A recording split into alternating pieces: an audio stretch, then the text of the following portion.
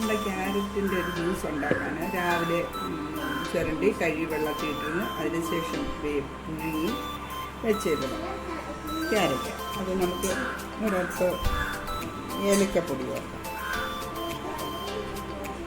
അത് കഴിഞ്ഞ് നമുക്ക് ഷുഗർ വേണ്ടുന്നവർക്ക് ധാരാളം ചേർക്കാം.